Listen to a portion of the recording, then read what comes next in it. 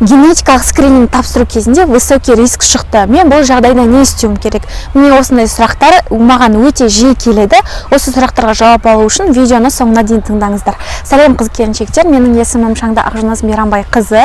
Мен акушер-гинеколог дәрігермін. Егер де осындай пайдалы ақпараттарды жіберіп алғыңыз келмесе, подписка жасауды, ұнаса лайк басуды, және де сұрақтарыңыз болса комментарий жазуды ұмытпаңыздар. Қыздар, жалпы кеттік. Біз бүгінгі тақырыпта жүктілік кезіндегі генетикалық скрининг туралы айтатын боламыз. Жалпы скрининг дегеніміз не? Скрининг дегеніміз бұл сіздердің жүктілік кезінде, яғни жүктілік кезінде генетикалық скрининг міндетті түрде тапсыратын анализдеріңіз.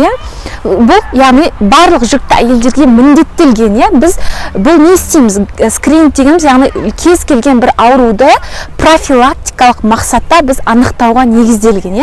Жалпы генетикалық скрининг яғни қандай синдромдарға, бізде бір тұқым қалайтын хромосомалық әртүрлі заболеванияларға сізде риск бар немесе жоқтығын анықтап бере алады. Яғни синдром Эдвардса, Дауна, Патау, Тернера. Осы 4 синдромға сізде жаңағыдай ұрықта генетикалық скринингте, яғни генетикалық ауруларға осындай қауіп бар, яғни высокий риск немесе қауіп жоқ, низкий риск анықтап береді. Яғни ол сізде балаңызда қандай да бір хромосомалық аурулардың осы 4 түрінің біреуі бар 100% немесе жоқтығын анықтамайды. Ол сізде тек қана риск бар немесе жоқтығын анықтап береді. Көптеген қыз-келіншектер мысалы осындай анализді тапсырады, сол анализ тапсырған кезде высокий риск келіп жатса, өте қатты қорқып жатады. Оны қорқудың қажеті жоқ. Менің өз практикамда өте талай кездескен. Кейде мысалы бізде жаңағы генетикалық скрининг кезінде высокий риск шығады, бірақ нәтижесінде бала аман-есен туылып шығады. Өзінің, соответственно, инвазивная пренатальная диагностика деген бар, соған біз генетикке жібереміз міндетті түрде. Кейбіреулерінде наоборот болып шығуы мүмкін. Сондықтан бұл бізде не ол? Бұл генетикалық скрининг, бұл сізде риск бар немесе риск жоқ, тек қана соны ғана анықтап бере алады. Біз мысалы сіз былай жасайық. Сіз егер жаңағы скрининг уақытында тапсырдыңыз, сізде высокий риск келді, низкий риск келсе біз еш нәрсе істемейміз. Ал егер высокий риск келетін болса, біз сізді міндетті түрде генетикке жібереміз, генетик дәрігеріне. Сізге генетик дәрігері инвазивная пренатальная диагностика ұсынады. Ол инвазивная пренатальная диагностиканың түрлері бар. Кордоцинтез, амниоцинтез деген сияқты, биопсия плацента деген сияқты. Бұның барлық процедуралар міндетті түрде 22 аптаға дейін жасалуы тиіс. Сіз міндетті түрде өзіңіздің гинекологыңыздан 22 аптаға дейін осы генетикалық скринингтің результатын алу керексіз. Өйткені кейде ауылдық жерлерде генетикалық скрининг өте кеш келіп жатады. Өйткені біз мысалы ауылдық жерден қалаға жіберем дегенше, ол қаладан бері қайта келем дегенше біраз уақыт өтуі мүмкін. Сондықтан сіздер міндетті түрде өзіңіздің гинекологыңыздан оның результатын тапсырғаннан кейін, бір айдан кейін міндетті түрде сұрау керексіздер. Өйткені сізге егер генетикке барғаннан кейін инвазивная пренатальная диагностика, яғни кордоцинтез немесе амниоцинтез, яғни бізде кіндік бауынан материал алу немесе жаңағы баланың суынан, околоплодной воды, қағанақ судан материал алу, бұл бізде 22 аптаға дейін жүргізіледі, чтобы сізге барлық анализдеріңізді тапсырып, осы процедураны өту үшін сіз үлгеру керексіз. Яғни сізге генетикке барғаннан кейін осы процедураны сізге ұсынады. Сіз оны отказ жасауыңызға да болады, немесе жасатуыңызға да болады. Оның бірақ та бұл процедураларды жасау кезінде өзінің қандай да бір рисктары болуы мүмкін.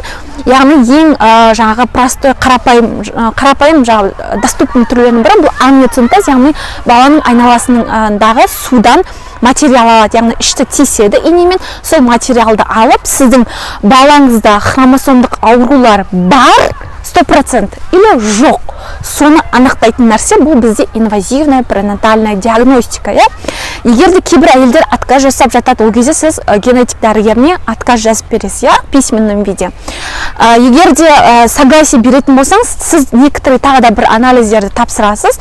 Кровь на РВ, ВИЧ, группа крови, резус фактор, сонымен қатар жаңағы назупна флору деген сияқтыларды тапсырып дайындалып барасыздар. Яғни соны тапсырғаннан кейін ғана сізде балаңызда 100% жаңағы хромосомный заболевание бар немесе жоқ екендігін анықтап береді. Кстати, бұл жерде тағы бір ескере кететін нәрсе, егер сіздің қаныңыз теріс болатын болса, резус отрицательный болатын болса, сізге инвазивная пренатальная диагностика жасамас бұрын сізге антида иммуноглобулин енгізуі қажет. Соны ескеру керексіз. Сонымен қатар енді қараңыздар. жалпы қандай риск болуы мүмкін? Бұл жерде болатын риск, бұл сізде түсіп түсу қаупі, яғни угроза болуы мүмкін, ішіңіз ауруы мүмкін, сізге покой және препараты прогестерона тағайындалады. Баланың түсу қаупі сондай болғандықтан сізге осындай өзінің рисктері болады деп түсіндіріп береді. Енді жалпы қыздар қараңыздар, бізде скринингті қалай тапсырамыз? Сіз генетикалық скринингті тапсыру үшін сізде міндетті түрде скрининг уақытындағы өзіңіздің УЗИңіз болу керек. Ол қандай УЗИ? Сіздің 10 апта мен 13 апта 6 күн аралығындағы УЗИ результаты болу керек. Неге? Өйткені сіздің УЗИде арнайы бізге генетикалық скрининг тапсыратын кезде жазатын өзінің көрсеткіштері болады. Яғни бізде толщина-воротниковая зона деген бар, ТВП деп аталады, сонымен қатар копчико-темной размер, КТР деген размерлер болады. Сол размерін жазу арқылы сізден генетикалық скрининг ала аламыз. То есть сіз генетикалық скрининг тапсыру үшін сізде міндетті түрде 10 апта мен 13 апта 6 күн аралығында УЗИ болу керек. Егер сіз сәл кешігіп қалсаңыз, сіз онда генетикалық скрининг тапсыра алмайсыз. Егер сіз мысалы 9 аптадағы УЗИ немесе 14 аптадағы УЗИ немесе 15 аптадағы УЗИмен сіз ешқандай да генетикалық скринингті тапсыра алмайсыз. Сонымен қатар тағы бір генетикалық скрининг түрлері бар, 19 аптада тапсыруға болатын. Бірақ сіз оны платный тапсыра аласыз, арнайы лабораторияларда болады, инвиво деген сияқты. Бірақ ол кезде тапсырған генетикалық скринингтің ешқандай да маңызы жоқ. Даже если оның результаты шығып үлгерсе де, вы уже не успеете, өйткені 22 аптаға дейін сізге қандай да бір процедураларды жасап үлгеру қажет, және маңыздылығы өте төмен. Ол кезде желательно сіздер осы 10 апта мен 13 апта 6 күн аралығындағы УЗИді тапсырып, міндетті түрде қараңыздар. Тағы бір учитывать ететін нәрсе, сіздер УЗИ түскеннен кейін міндетті түрде 3 күннің ішінде генетикалық скрининг тапсыру керек, үлгеру керексіздер. Кейбір қыз-келіншектер жоқ болып кетіп жатады, 10 күнге, бір аптаға, ол кезде вы уже не сможете, өйткені оның срогы өтіп кетеді. 3 күннің ішінде қыздар міндетті түрде УЗИ түсесіздер ма, 3 күннің ішінде барып генетикалық скрининг тапсырыңыздар. Және де генетикалық скрининг тапсыруға міндетті түрде сіз удостоверениеңізді келесіз, және де УЗИдің 2 ксероксын алып келесіздер, ксерокопиясын. Сонымен қатар сіз міндетті түрде аш қарынға келу керексіз. Содан бір күн бұрын ұйықтар алдында майлы тағам, тұзды тағам жемеу керексіз. Және де таңертең аш қарынға келіп тапсырған кезде, яғни сухопятка деп аталады, осындай пальчиктен алады. Сол кезде сізде аш қарынға келу керексіз, ешқандай суда еш нәрсе ішпеу керексіз. Сол кезде ғана сізде результаты дұрыс шығады. Ал егер сіз аш қарынға келмей шай ішіп қойып, оны бірақ айтпай, например, майлы тағам жеп қойып, бірақ оны айтпай тапсыратын болсаңыз, сізде генетикалық результат дұрыс емес шығуы мүмкін.